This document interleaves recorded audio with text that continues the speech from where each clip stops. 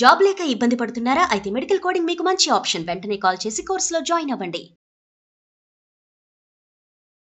నమస్తే, welcome back to Suman TV. Present మనతో పాటు ఉన్నారు అనలిస్ట్ మందర్ కృష్ణారెడ్డి గారు. నమస్తే సార్. నమస్తే అమ్మా. సార్, H1B వీసా ఫీజెస్లో వచ్చినటువంటి మార్పులతోటి అమెరికాలో ఉంటున్నటువంటి ఆ బ్యాంక్స్ ఏవైతే ఉన్నాయో మన వాళ్ళపైన, తెలుగు వారిపైన, ఇంకా చెప్పాలంటే ఐటీ సెక్టార్లో ఉన్నటువంటి వారిపైన తీవ్ర ప్రభావం చూపిస్తున్నాయి. అంటే ఏదైతే వీసాకి సపోర్టివ్గా ఉంటాయో ఇవన్నీ కూడా కొంచెం కన్ఫ్యూజన్గా, అంటే వాళ్ళకి సపోర్టివ్గా ఉండకుండా ఈ ఫీజెస్ ఏవైతే పెంచారో వీటి వల్ల కొన్ని ఇష్యూస్ రావడం కూడా జరుగుతుంది. దానికి బ్యాంక్స్ కూడా కొంచెం సపోర్టివ్ అనేది కొంచెం తగ్గిందనే అనుకోవచ్చు అన్నట్టుగానే ఉంది. ఒకసారి బ్యాక్గ్రౌండ్ వెళ్ళి చెక్ చేస్తే సార్. అమెరికా అధ్యక్షుడు డొనాల్డ్ ట్రంప్ ఎన్నికల్లో ఇచ్చిన వాగ్దానానికి అనుగుణంగా అమెరికన్ వాసులకు ఎక్కువగా ఉద్యోగాలు దొరకాలి. ఇప్పుడు ఆ ఉద్యోగాల్లో ఎక్కువ భాగం వలసవాదులతో భర్తీ చేస్తున్నారు. కారణం ఏంటంటే అమెరికన్ నిబంధనల ప్రకారంగా అమెరికన్ పౌరులకు ఉద్యోగం ఇవ్వాలంటే మినిమం సాలరీస్ అనేవి, వేజెస్ అని చాలా హైయెస్ట్ రేంజ్లో ఫిక్స్ చేశారు. కాబట్టి ఆ ఉద్యోగానికి మామూలుగా అమెరికన్ పౌరులు సరిపోరని, ఆ క్వాలిఫికేషన్స్ అక్కడ వాళ్ళకు లేదని, లేదా అంత తక్కువ ఉద్యోగం వాళ్ళు చేయరని, ఇలాంటివి రకరకాల కారణాలు చూపిస్తూ అమెరికన్లకు రావాల్సిన ఉద్యోగాల్ని వలసవాదులకి, భారతీయులకి, ఇలాంటి వాళ్ళకి అక్కడ ఇచ్చేందుకు H1B వీసా, మిగతా వీసాలు కొన్నిటి తయారు చేయడం జరిగింది. వీటి వల్ల ఏమిటవుతుందంటే వలసవాదులు వస్తే వాళ్ళకి 4-5 టైమ్స్ తక్కువగా వాళ్ళకు జీతాలు ఇవ్వడానికి అవకాశం ఉంటుంది.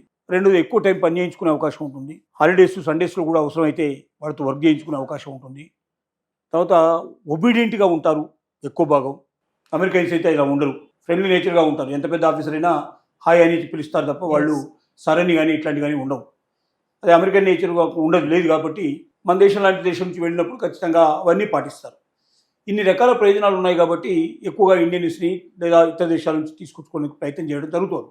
ఇప్పుడు H1B వీసాలు $1,00,000 దాదాపుగా ప్రాసెసింగ్ ఫీజు పెట్టడం కానీ, ఇతర కొన్ని అప్లికేషన్ ఫీజులు పెంచేయడం కానీ, నిబంధనలు కఠినతరం చేయడం కానీ, తర్వాత భారతదేశం నుంచి తెచ్చే వాళ్ళకు కూడా 4-5 టైమ్స్ ఎక్కువగా సాలరీ ఇవ్వాలని చెప్పి నిబంధనలు తీసుకురావడం కానీ, ఇలాంటివన్నీ కూడా పెట్టడం వల్ల బయట నుంచి తెచ్చుకోవడం కన్నా లోకల్ వాళ్ళని తీసుకోవడం మేలనేటువంటిది కొంతమంది అభిప్రాయంగా తీసుకొని H1B వీసాలకు పోకుండా డైరెక్ట్గా అమెరికాలో ఉండే పౌరుల్ని ఎక్కువగా అపాయింట్ చేసుకోవడానికి బ్యాంకింగ్ రంగంలో ఎక్కువగా ఈ మార్పు జరుగుతుంది. పేరు పోసిన బ్యాంకులు చాలా వరకు దీంట్లోకి వస్తున్నాయి. నాస్కామ్ లాంటి సంస్థ, national association of software and service company, అలాంటి కంపెనీ కూడా దీనికి ఒత్తాసు పలుకుతూ 2 మార్గాలు సూచిస్తోంది. ఒకటి, మీరు అమెరికా పౌరులతో ఉద్యోగం చేయించుకోగలిగితే చేంజ్ చేసుకోండి, లేదంటే మీ బ్రాంచెస్ కొన్నింటిని మీరు అక్కడ షిఫ్ట్ చేసుకోండి. ఏ దేశంలో అయితే మీకు అనుగుణంగా ఉన్నాయో ఆ దేశాన్ని షిఫ్ట్ చేసుకోండి. అక్కడి నుంచి మీరు అవుట్సోర్సింగ్ ద్వారా పనులు చేయించుకోండి. ఇక్కడే ఉండాల్సిన అవసరం లేదు. వాళ్ళు ఎక్కడ కూర్చున్నా కంప్యూటర్ ద్వారా వాళ్ళు చేసేసి మొత్తం అంతా ఇక్కడ పంపించేందుకు అవకాశం ఉంటుంది. కాబట్టి అంటే బ్యాక్ ఎండ్ ఒకటి ఉంటుంది, ఫ్రంట్ ఎండ్ ఉంటుంది.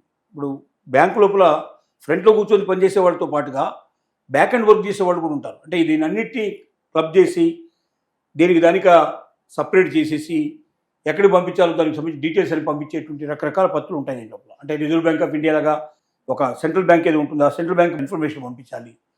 తర్వాత కస్టమర్ ఇన్ఫర్మేషన్ అంతా ఒక దగ్గర స్టోర్ అయ్యేటట్టు చూడాలి. చాలా ఉంటాయి దీంట్లో. అంటే సాఫ్ట్వేర్లో అట్లా కొట్టంగానే అన్ని ఎక్కడికక్కడ డివైడ్ అయిపోవు. సాఫ్ట్వేర్లో ఇన్ఫర్మేషన్ ఉంటుంది. ఆ సాఫ్ట్వేర్లో ఉన్న ఇన్ఫర్మేషన్ తీసుకొని మళ్ళీ దేనికి దానికి సపరేట్ చేసేసి ఏ వింగ్ ఆ వింగ్ దానికి వచ్చినట్టుగా చేసి దాంట్లో ప్రాఫిట్ అండ్ లాస్ వ్యవహారం అన్నీ కూడా చూడాల్సిన అవసరం ఉంటుంది. కాబట్టి ఇవన్నీ చేయాలంటే ఎక్కడ కూర్చొని చేయొచ్చు, అది అమెరికాలో చేయాల్సిన అవసరం లేదు. సో అలాంటి వాళ్ళకి ఏం సలహా ఇస్తున్నారంటే, మీరు వేరే దేశంలో అయినా సరే బ్రాంచెస్ ఓపెన్ చేసుకొని అవుట్సోర్సింగ్ ద్వారా అక్కడ నుంచి ఇన్ఫర్మేషన్ మొత్తం తెప్పించేసుకొని మీరు మీ పని పూర్తి చేసుకోండి. లేదంటే అమెరికన్స్ని తీసుకొని పని చేసుకోండి. బ్యాంకు లాభాలు రావాలంటే ఇంతకన్నా మార్గం లేదు అని బ్యాంకింగ్కి సంబంధించినటువంటి మేనేజ్మెంటు వాళ్ళ మీద ఒత్తిడి చేస్తారు. సో ఈ రకంగా మార్పు, గుణాత్మకమైన మార్పు కనపడుతుంది అక్కడ. ఊరికే అమెరికన్ ప్రెసిడెంట్ డొనాల్డ్ ట్రంప్ పిచ్చి పని చేశాడని చాలామంది అనుకుంటున్నారు. కానీ కొన్ని విషయాల్లో ట్రంప్ తీసుకున్న నిర్ణయాలు దాని ఫలితాలు కూడా రావడం ప్రారంభమైంది. బ్యాంకింగ్ సెక్టార్ మీద ముఖ్యంగా కనబడుతున్నాయి. బ్యాంకింగ్ సెక్టార్లో చాలామంది H1B వీసాలకు వెళ్లకుండా ఆపేసి అమెరికన్స్ని ఎక్కువ తీసుకున్నట్టుగా కనబడుతుంది. మిగిలిన వాళ్ళు ఇతర దేశాల్లో బ్రాంచ్లు ఓపెన్ చేసుకుని అవుట్సోర్సింగ్ ద్వారా డెవలప్ చేస్తున్నా కనబడుతుంది. తద్వారా ఇతర వలసవాదుల్ని అమెరికాకు రప్పించాల్సిన అవసరం లేకుండానే తమ పనిని పూర్తి చేసుకోవడానికి ప్రయత్నాలు జరుగుతున్నాయి. అంటే రిజల్ట్స్ వస్తున్నాయి. సో ఈ రిజల్ట్స్ మిగతా రంగాల్లో కూడా డెవలప్ అవ్వడానికి ఆస్కారం ఉంది. ఇప్పుడు బ్యాంకింగ్ రంగంలో స్పష్టంగా కనబడుతుంది.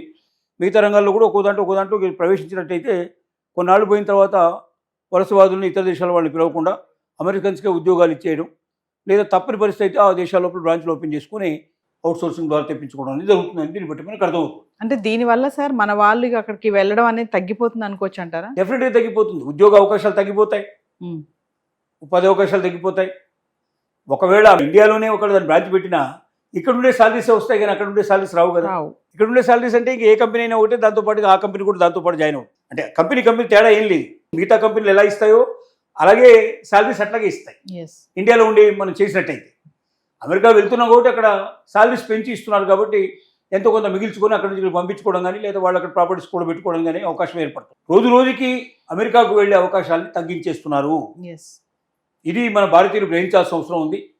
దాన్ని పట్టుకుని కూర్చొని నేను ఇంకా అమెరికాకు వెళ్ళాలని కలగనేదానికన్నా ఇండియాలో ఉన్నటువంటి అవకాశాన్ని అందిపుచ్చుకొని అంతకన్నా గొప్పగా సంపాదించుకునే అవకాశం, ఇక్కడ స్టార్టప్ కంపెనీలు ఓపెన్ చేసుకొని మనమే 10 మందికి ఉద్యోగాలు ఇచ్చే అవకాశాన్ని ప్రతి ఒక్కరు సద్వినియోగం చేసుకోవాల్సిన అవసరం ఉందని దీన్ని బట్టి మనకు అర్థమవుతుంది. అంటే సార్ ట్రంప్ ఎప్పుడైతే అధికారంలోకి వచ్చాడో ఎగ్జిక్యూటివ్ ఆర్డర్స్ పైన పెట్టిన ఫస్ట్ సైన్ ఏంటంటే ఇదే, ఇమిగ్రేషన్స్, ఇల్లీగల్ ఇమిగ్రెంట్స్ ఎవరైతే ఉన్నారో, ఎవరైతే వలసదారులు ఎవరైతే ఉన్నారో అందరినీ కూడా తిరిగి పంపించే ప్రక్రియ ఫస్ట్ మొదలు పెట్టాడు. అంటే ఇప్పుడు ఇది అన్ని చూసుకుంటే కూడా ఎక్కడ వాళ్ళని అక్కడ ఆపేసేయాలి, ఎక్కువ మంది అమెరికా రాకుండా చేయడానికి అనుకోవచ్చు అంటారు. అమెరికాకు రాకుండా చేయడానికి స్పష్టంగా చెప్పాడు, మనం అనుకోవడానికి క్లియర్ చెప్పాడు.